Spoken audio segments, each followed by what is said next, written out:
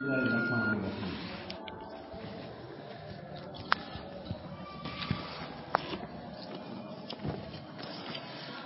ثم فوق المشكل المجمل.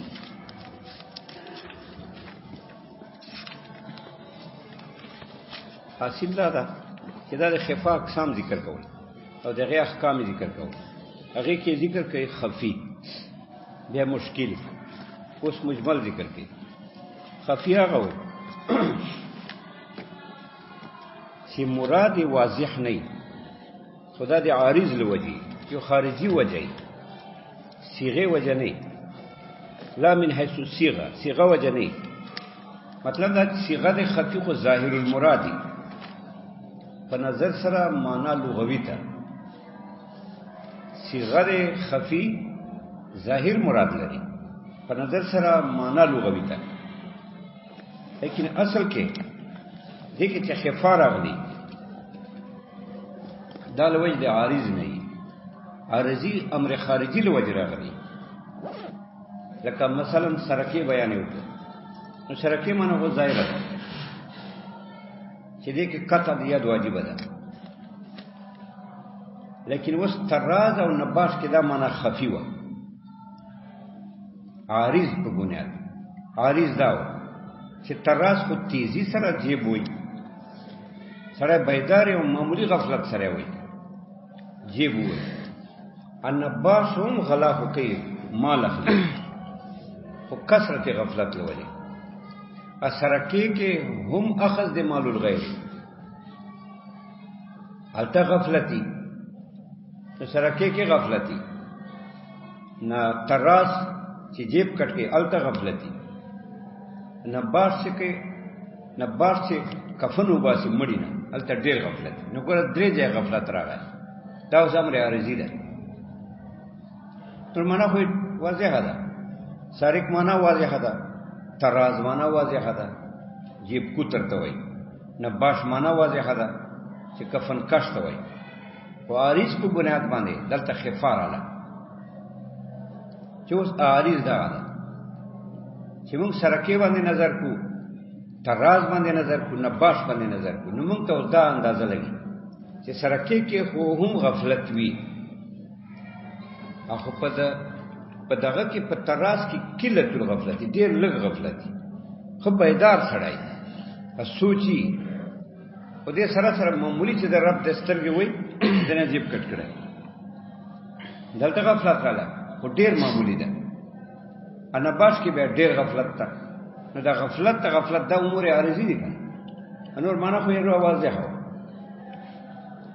خفي کې خو معنا نه واغه مخفي، سارق خپل معنا ده، خدای په حق کې طراز کې خفي ده لوجه د امر عارض نه. هغه امرزي عارض هغه غفلت ده دا.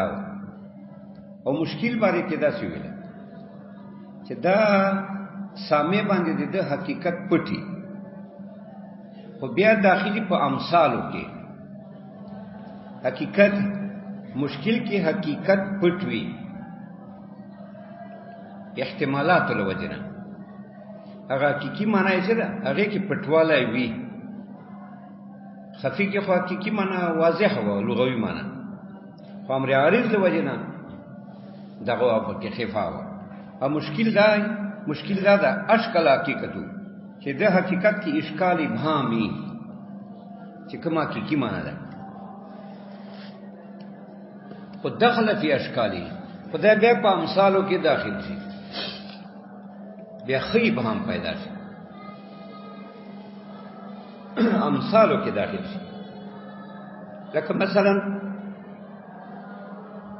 یو سړی د تعالی دل نه ده، په معنا خو دی اورېدلې ده چې زید نامه ده، حقیقت خو پتا پټتا ځکه لیدلای دی نه ده، بیا حقیقت پټتا او بیا د په امثالو کې داخل شي. امثال دا چې نور سړی و ډیر ناس وو، طالبانو او دیم طالبو هغه کې داخل شو، خو چې پته تاتن لګي چې دا کومه ده، نو دا په امثالو کې داخل ده. اگر کده خپل یو ده خو نور امثال لري، هغه سره د اشتباه ده، تی تعین پکې نشي کوي. ځکه اولی معنی خو خفي وه، ځکه زید خو تا اورېدلی و خو لیدلی دې نه و، نو حقیقي معنی خو یې خفي وه. خو بیا دی لاړی نورو طالبانو سره کېناست، دخل فی امثالی، نو دا داخل شو په نورو امثالو کې. امثال یعنی هم جنسو کې داخل شو، طالبانو کې زیاده هم جنس خلق. اگر کدا یو ده دا یو مثل ده، دوه نه دي نه درې دي، خو نور امثالو سره دا داخل شو په کې اشتباه راغله. نو دا چې ته معلومانو طلب وکړه، تعامل وکړه، طلب تعامل نه بعد به ته اندازه لګې چې زید دا یو ده او یو مجمل ده. اوس مجمل ماخوذ ده من اجمل الامر اذا اشتبه، دا اجمل الامر ماخوذ ده اذا اشتبه چې دې کې اشتباه پیدا شي. اشتباه څنګه پکې پیدا شي؟ داسې چې د ډېرو افرادو احتمال لري، یو فرد نه. ګوره مشکل کې خو یو فرد و، خو هغه امثالو کې داخل شوی و نورو طالبانو سره، فرد خو یو و زید، خو نور امثالو کې داخل و هم جنسو کې، نو ته تعیین نه شوی کولی، طلب تعامل یې غوښتی. او مجمل کې هم معنی خفي خو وي، خو بیا دا ده چې دا احتمال لري د ډېرو وجوهو، یعنی د ډېرو افرادو. فرد یو نه، ډېر افراد دي، خو ډېر افرادو کې اوس به ته څنګه تعیین کړې؟ افراد ډېر لري بیا، نو د دې تعیین نه کېږي. اوس په نفس سما سره ته تعیین نه شې کولی، ځکه افراد ډېر لري. اوس به ته کوم یو تعیین کړې چې کوم یو مراد ده، چې متکلم یې خپله نه کړي بیان، چې متکلم یې خپله بیان کړي چې ما دا یو فرد مراد ده، تا ته پته نه لګي، ځکه دا خو یحتمل وجوها ای اقساما مختلفه فی الافراد. ډېر اقسام لري په افرادو کې، ډېر افراد لري، یو فرد ویني. مشکل کې خو یو فرد دی، یو فرد خو تعیین نه کېږي، ځکه امثالو کې داخلي نورو طالبانو سره دی. په مجمل کې افراد دي، خو چې افراد دي خو اوس تعیین ته نه شي کولی چې کوم یو مراد ده. په مجمل کې کوم یو محکوم علیه ده، په کوم یو فرد باندې حکم ده چې متکلم بیان نه کړه. داسې متشابه ده. متشابه هم اشتباه، هم متشابهات دي، یعنی معنی خفي ده او مراد خفي ده، او متکلم له طرفنا وضاحت کې ده شي یہ متشابهات. خو دې دنیا کې نه ممکن، آخرت کې کېدای شي. ادي مجمل وال اشتباه ختمېدای شي متکلم طرفنا، چې متکلم بیان وکړي، په دې دنیا کې کېدای شي. ادي متشابهات بیان په دې دنیا کې نه، اب آخرت کې وي. نور متشابه من اشتباه المراد، مراد مشتبه یعنی نه معلومیږي، یہ مشتبه اشتباه لوجنه د معنا نه معلومیږي، ذهن باندې اشتباهي معنا یې پټي. او دې سره سره امید نه کېږي چې دا معنا د ظاهر شي. نو مجمل کې نه کېږي، دلته نه کېږي. خو مجمل کې دا ده چې دې دنیا کې امید کېدای شي چې متکلم بیان کړي، او متشابه کې دې دنیا کې امید نه او آخرت کې امید دي. ځکه دا سویله ثم فوق المشکل المجمل، بیا له پاسه په مشکل باندې مجمل ده. له پاسه ولې ده؟ یعنی د اشتباه زیاته ده په مشکل، دوله شوبه زیاته ده په مشکل. څنګه؟ مشکل کې خو خفا وا، حقیقت حقیقي معنی پټه وا، احتمالات وو پکې، خو بیا دخل فی امثالی، اپ امثالو کې داخلو او یو ودا مشکل یو په نور امثالو کې داخلو. او دلته ده په اشتباه کې په مشکل زیات ده. ولی ځکه ده یو مثل نه لري کنه، ده ډېر امثال لري، ده ډېر افراد لري. نو چې ډېر افراد لري نو اشتباه زیاته شو پکې چې کوم یو مراد ده د متکلم. ځکه یو له محکم الوجوه دا هغه د مجمل هو ما دا هغه لفظ موجوده يحتمل وجوه، چې دا احتمال لري د ډېرو اقسام. ډیرو امثالو وجوها منا افرادا مختلفه مختلف افراد احتمال لري فصار بحال لا يكف على المراد به الا ببيان من قبل المتكلم فصار بحال دا مجمل په داسې شان شي حال منا شان لا يكف على المراد به چې اطلاع نه حاصلېږي على المراد به په یغه معنا چې مراد په د مجمل الا ببيان من قبل المتكلم مگر په بیان سره له طرف ته متکلم نه په طلب تعامل سره نه معلومیږي ور افراد ډیری بیا او چې افراد ډیری څه څنګه معلومه ته په طلب پته لګي په تعامل پته نه لګي چې متکلم خپل بیان نه کړي او مشکل او واضح اوس کته وای چې بیا خو مجمل کې متشابه داخل شي ځکه متشابه هم داته وي اشتباه المراد چې مراد پته نه لګي مراد مشتبه اشتباهی پکې ابهامی پکې دا او متکلم بیان چې متکلم نه بیان کړی ته پته نه لګي متشابه اس اشتباه المراد مراد مشتبه ابهامی پکې چې متکلم نه بیان کړی تر پته نه لګي یو متشابه مجمل یو شر جواب دا ده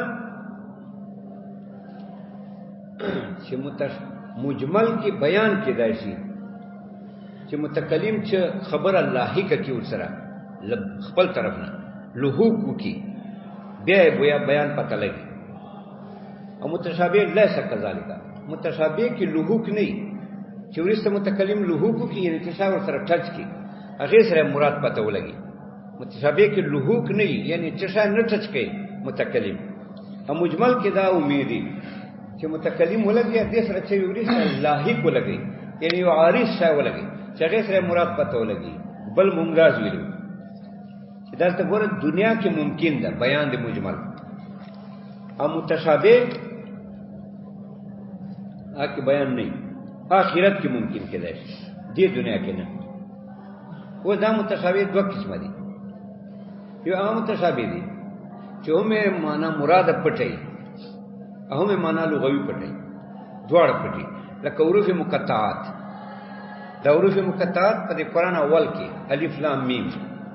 الف لام میم صاد دته حروف مقطعات وایي حروف ولې ورته وایي یو او مقطعات ولې ورته وایي حروف ورته وایي په اعتبار د مصداق سره دا کته چې ورته ګوري قرآن ته الف لام میم دا مصداق ته چې ګوري نه دا وجود ته نو الف کله دا ا لا ما دا لیکلي دي کنه مصداق په دغه ده دا څنګه دي لیکلي چې الف لام میم دا څنګه دي لیکلي کته کتاب قرآن کې خو الف نه ده لیکلی خو ا ده لام خو نه ده لیکلی چې ل لیکلی ده میم نه ده لیکلی بلکې م لیکلی ده نو ا لا ما دا حروف مقطعات حروف ولې ورته وایي ځکه دا په اعتبار د مصداق حروف دي مصداق معنا وجود دا وجود خو حروف ده ځکه ا ده لا ده ما ده نو ا حرف ده لا حرف ده ما حرف ده وجود په اعتبار دا حروف دي اب مقطع یو وجود په اعتبار حروف دي اب په اعتبار د اسماء سره به اسماء دي دغه چې کوم اسماء دي د حروف چې موږ ته وایي په اعتبار د وجود خارجي خارج کې کوم وجود ده قرآن کې لیکل ده ا لا ما دا لیکل ده نو په اعتبار د وجود خارجي سره دا حروف په اعتبار د لفظ دال سره اسماء اب باندې چوک دلالت کوي الف هو اسم ده تا ولغون غټ نام ده مولوی الف خان دا نام داسې ده جنم دا کړه الف نام ده للی کله ده کته نام ده لام دا اسم ده مد کله ده کته نام ده میم دا اسم ده دا حروف دي په اعتبار د مصداق اسماء دي په اعتبار د لفظ دال چې په ا دلالت کوي آی الف کوي چې په ل دلالت کوي آی لام کوي چې په م دلالت کوي آی میم کوي نو دا اسماء هم دي په اعتبار د دال سره حروف دي په اعتبار د مصداق سره او وجود سره او مقطعات ولې ورته وایي مقطعات تکتی نه د تکتی جداوالی ته وایي، یعنی دا ادا کیږي په سبیله د تکتی سره، دا به جدا جدا ادا کیږي. دا څنګه بنوي چې علم الف لام میم یعنی جدا جدا به وایي، الف یو بیا لام بیا میم بیا کاف ها یا عین صاد. تلفظ خو پاسماو کیا کنه الف لام میم، او دا به جدا جدا وایي، مخلوط کیا به نه سره. نو دا جدا جدا ویلو وجه دې ته وایي مقطعات، کټ کړي شوي، هر یو بل نه کټ کړای شوی کړه، ځکه ورته مقطعات وایي.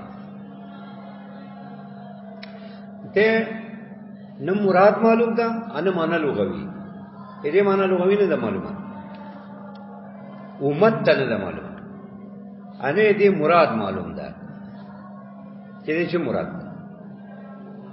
دا متشابه قسم اول ده چې نه معنا لغوي معلومه ان معنا مراد معلومه، خو په بسره امت مسلمه ته، په بسره مخاطب ته نه چې نبی اقدس صلی الله علیه وسلم، ولکه مخاطب په بسره معنی پته نه لګي.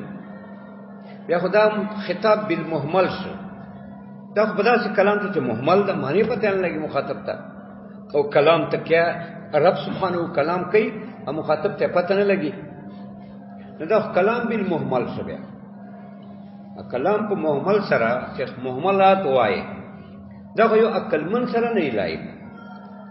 فضل دې نه چې بیا یو عالمي، فضل دې نه چې بیا رب سبحانه وي، دا خو محاله خبرې دي.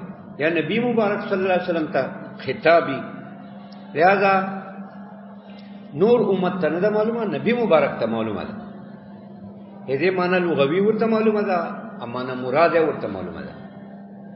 البته امت خبرې نه، حدیث کې راځي لكل کتاب سر، ہر کتاب کے راز خبر ہے. وسر القرآن المقطعات، اسر دے قرآن مقطعات تھی، مراد کو مانا دے متشابہات ہوتا، یعنی متشابہات کی دے راز دا بین اللہ و رسولی سبحان اللہ و بحمدہ سبحان اللہ العظیم. نبی مبارک صلی اللہ علیہ وسلم اللہ سبحانہ منز کے دا راز دا، یہ بندی امت نے دا مکلف، ته په دې نه مکلف چې ته دا معلومه وه. دا متشابه قسم اول ده، او متشابه قسم ثانی دا ده چې معنا لغوي معلومه وي، خو معنا مراد یا مشتبه، معنا مراد نه معلومه. دا متشابه قسم ثانی ده. لکه ګور الله بارک راځي ید الله تبارک اسم ربک ذل جلال والاکرام، وجه ربک چیرته راځي؟ ها لکه الله باندې اطلاق دی یاد راغله ده ید الله فوق ایدیهم، وجه اطلاق راغله علل العرش استوى، الله باندې کی استوا راغله ده. استوا چاته وای چې برابر کېنه، داینه وزدا برابر ناس دې ته استوا وای. نو معنی لغوي خو ظاهری دي، خو معنا مراد نه ده ظاهره، مراد نه ده ظاهر. ولې ځکه دې ید مراد لاس لغوي معنا دې ید خلاص تا، او وجه معنا مخته، نو معنا لغوي خو ظاهره ده.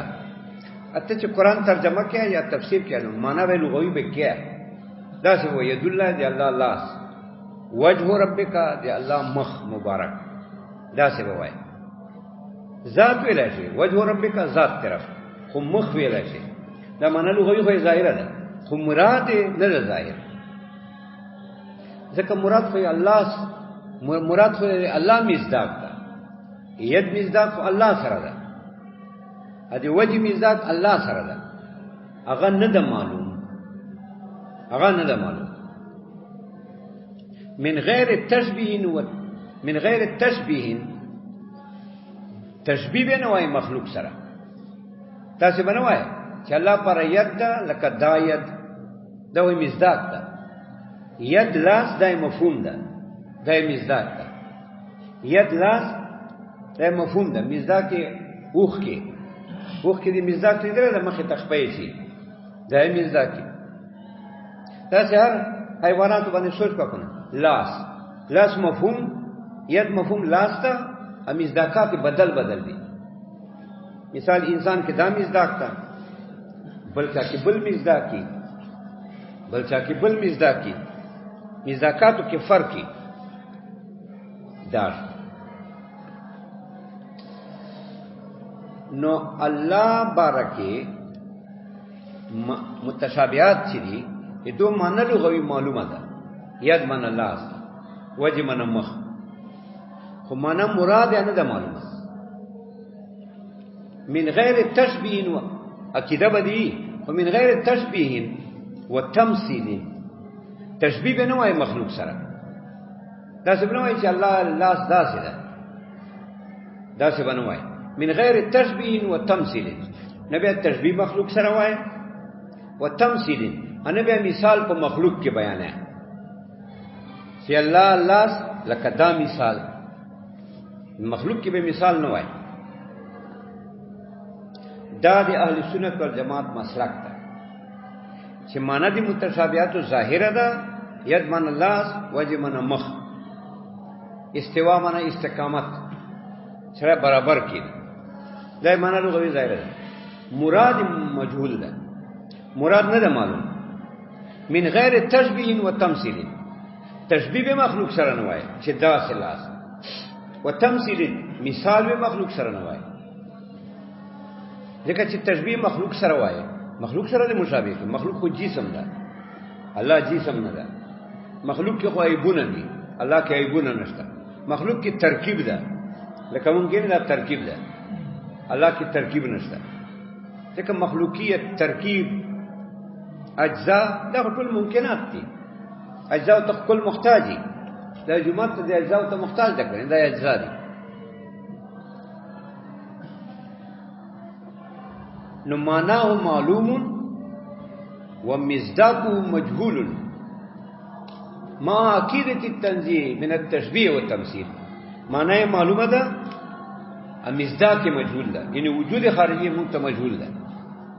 ما عقیدة التنزیه من التشبیه والتمثیل سره د دې عقیدې نه چې الله منزه ده من التشبیه چې ته مخلوق سره مشابه کوي والتمثیل یا مثال په مخلوق کې وایي. ولی ځکه الله فیصله خپل کړی ده لیس کمثله شیء بس خلاص کړه مخلوق کې به مثال نه وایي. ولی الله وایي ما ونی ما مثل نشته چوک ما هم ټول مخلوقات دي مخلوق کې ما مثل کې راشي نه مخلوق خو عاجز ده په منزله د ادم ده. ادم سابق لري ادم الهي کلري عیبونه دي غټ عیب پیدا شي ونه وي چې شای وینه ودا عیب محض ده. بیا راغله چې راغله نو سراسر عیب شو ګناه نه ده عیب شو نو کنه. بیا راغله ما راوس الله وایي چې ما راوس ما بیا دا کمالات ورکړ. نو دا په اعتبار د نفس ذات سره هر کمال نه خالی ده. ممکن مخلوق په اعتبار د نفس ذات سره چې واخلي هر کمال نه خالی ده. ځکه د سره ونه بیا چې وشانی بیا کمال خو خود نه بیا ما پیدا کړ بیا مې کمالات ورکړ. یو کمالین علم درکړ سوچ درکړ فکر درکړ پوهه درکړ ایمان نصیب کړ وها کذا دنیا نعمتونه دا عقیده به داسې ساتي